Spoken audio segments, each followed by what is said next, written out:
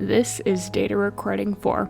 I am Obelisk of Malice, reporting on my recently completed experiments. Wonderfully, all of these are not classified, so I'm free to report on them to an extent. Though, on a separate note, I'd like to mention that the war with my computer is still ongoing, and I'm close to smashing it into pieces. I've been developing a solution, so I'll report on that soon enough. Of course, it's going to be a longer development period, so don't expect it anytime soon. This is partly because I develop multiple of these records at once to release over a longer period of time. I take a bit of time to create them, and then the rest of the time doing the actual experiments for future videos. I plan to release only one video per week as to not stress myself out, maybe less depending on my schedule. Please have some patience as I figure out my system. Also, please enjoy me talking about plants, past experiments, and renovations. I've put a bit more thought into what I can talk about this time around, so this video might be a little longer as I have more I can talk about with all of you.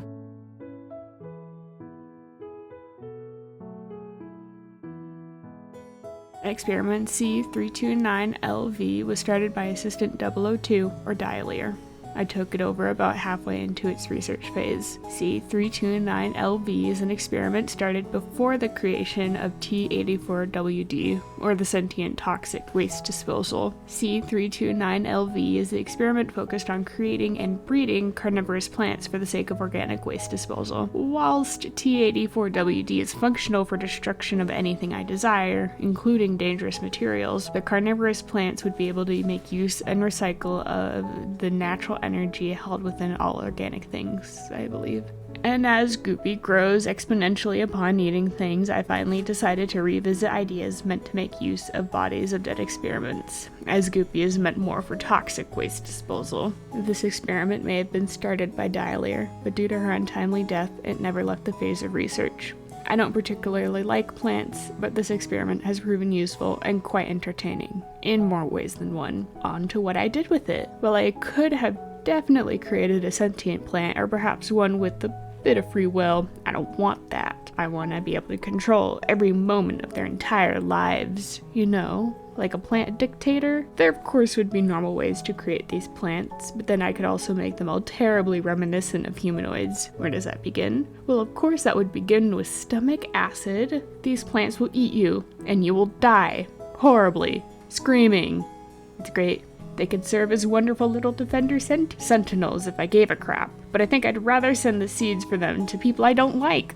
That's because they look exactly like normal flowers until someone disappears. It's all fun and games until Joe isn't around anymore. But if we want that, we have to start by making them look more normal, non-murdery, very safe flowers. To do that, I'll start by looking at one particular role model, the pitcher plant. The pitcher plant has tall round petal walls with a deep stomach, oiled up all nice on the inside with the smell of rotten something. I'm not too sure. That's not important, because we don't need to fool people to enter their death traps of horrible, disgusting, sticky acid death. The important part is I bred them to be larger than most spacefaring species, as that's usually the body size of what dies in experimentation. They also have deep pitchers of acid lined by thick, slippery petals.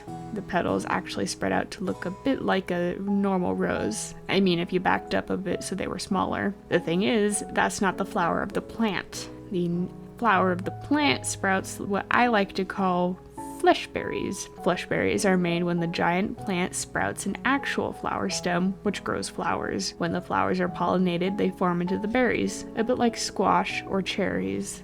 It has to be done a bit more manually. The important thing is the flower stalk averages about 10 to 11 feet taller than the original plant and produces fruit about once a year. These fruits are highly poisonous because I want a steady supply of poison to mess around with, and I wouldn't mind if the people that I send the seeds to just disappear conveniently. It's taken me just under 330 rounds of breeding these plants to create the ideal garbage disposal and neurotoxin suppliers. And on the plus side, they do look pleasant, much more pleasant than they smell when taking care of bodies. It appears that the smell of the corpses being digested in the open stomachs of the plants isn't very ideal for smell. Thankfully, when the flowers of the plants bloom, it smells like white oleander, albeit a bit stronger. Perhaps I'll synthesize a few miniature versions of these plants for my collector friends, as when they're fed a diet of purely insects, suddenly the putrid smell is no longer a problem. They're also quite adept at luring insects away, despite not having the naturally occurring corpse smell of the earth pitcher plant.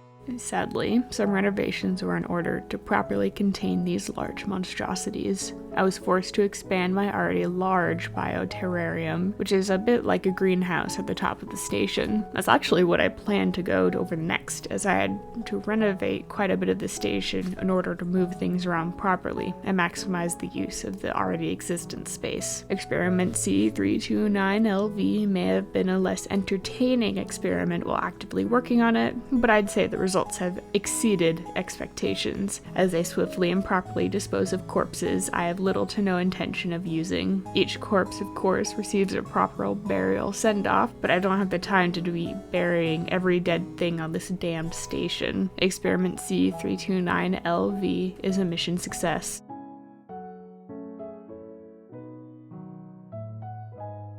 Thanks to my wonderful experimentation with large and in-charge plants, I had zero room for virtually anything else. My room, filled with plants. My bioterrarium, filled with plants. My office, filled with a resounding lack of sanity trying to figure out what to do with my plants. So I was forced to delve into experiment R041SS. This experiment was basically designing and renovating my home station without messing everything up and killing everyone on board, you know. No pressure. If you take a nice look at the diagram I've drawn up of the station, you'll see red lines and black lines. Black lines are what currently exists. At the top, you'll see the bioterrarium, which is what I call my fancy pants greenhouse for plants and animals that don't require their own containment unit. Below it were a multitude of floors meant for more biological experiments.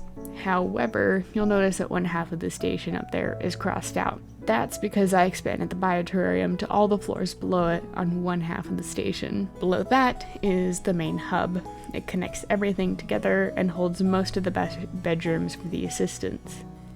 Starting from the main hub, I cut off the right side of the station. That's because I decided to move most of the more dangerous experiments I didn't want the assistants to have access to onto that side of the station.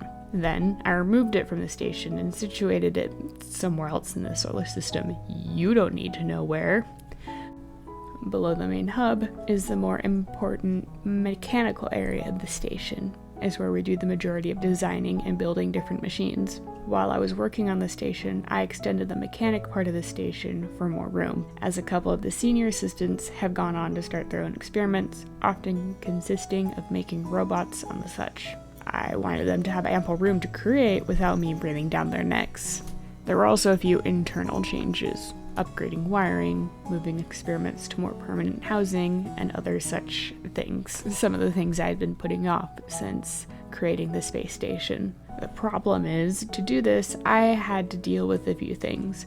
My power source and the icy cold depths of space death. While I might have been able to survive for a bit out in the nothing, everyone else would face a painful, horrific death. That does sound entertaining to deal with some certain someones, but it's not particularly entertaining when it's happening to everything I'm supposed to be working on and my assistants. I might enjoy a little death here and there, but not right now. Not right now. To deal with these problems, I started with cutting off the power supply to the parts of the station I was working on one at a time. And I gotta say, the station at night in complete darkness with no one else around, terrifying, horrible. I then had to find enough of the right material for my station, which is tiring and difficult because I'm specific about the material and the quality. Then I just sort of, I kind of blocked everything off and did a little buildy-boo. It's all a bit complicated, and honestly, I have no intention of describing every little thing I did. It's a lot of wiring and building. All you need to know is that the power has been reconnected and the separated part of the station is secure in a new sector of the system, and everything is secure with my official stamp of approval. This was a mission success, though I will probably have to expand again in the future.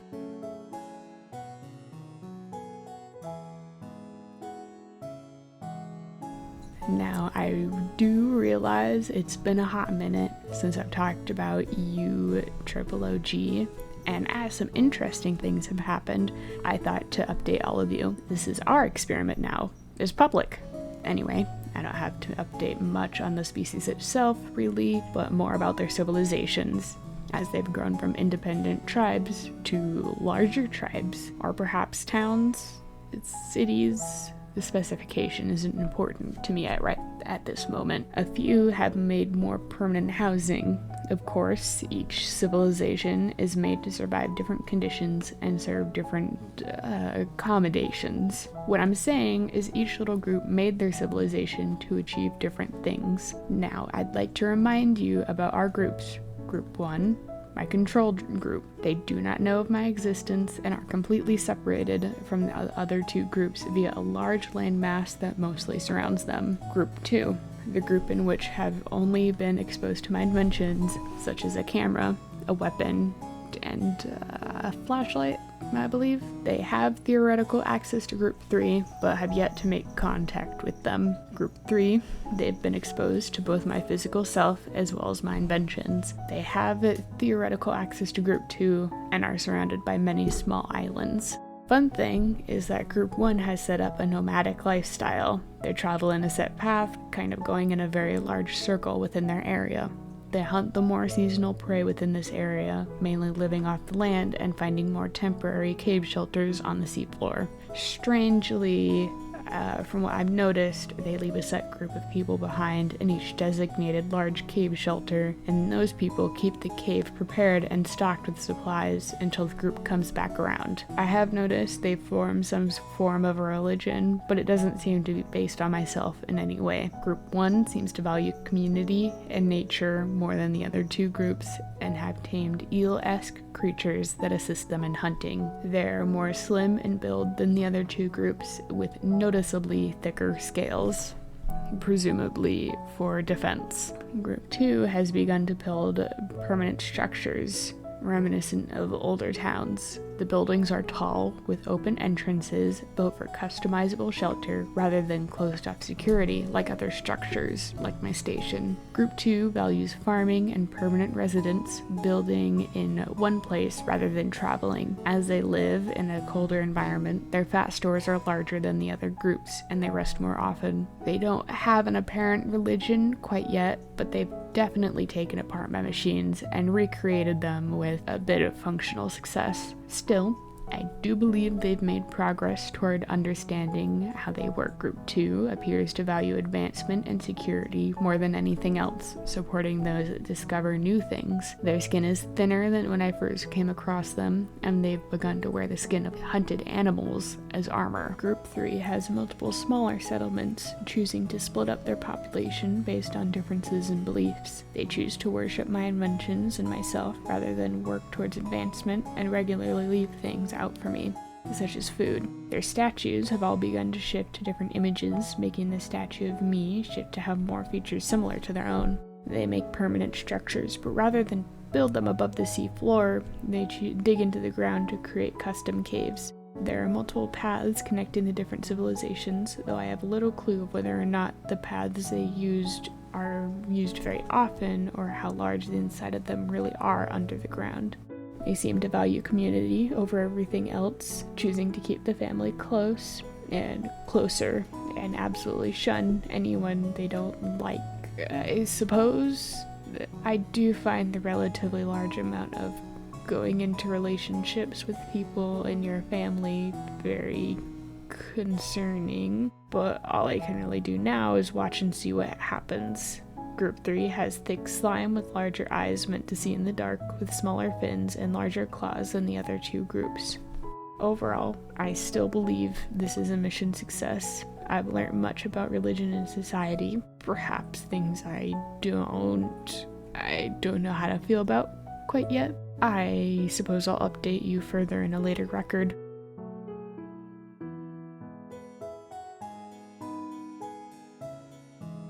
This batch of experiments have all proven highly successful and useful according to expectations. I've enjoyed messing with plants and tracking dirt throughout the entire station, as well as taking another look at the planet in our solar system. I'm unsure if I can top my creation of the carnivorous plants, as this appears to be the peak of my abilities despite being based on ungodly plants. I plan on hosting a masquerade soon at the completion of another batch of experiments, as I now have some fun flowers to show off. The next record will most likely be a personnel record. I might have a surprise in store as well. It depends. We'll see. Thank you for watching. I'll see you in the next record. Obelisk of Malice out.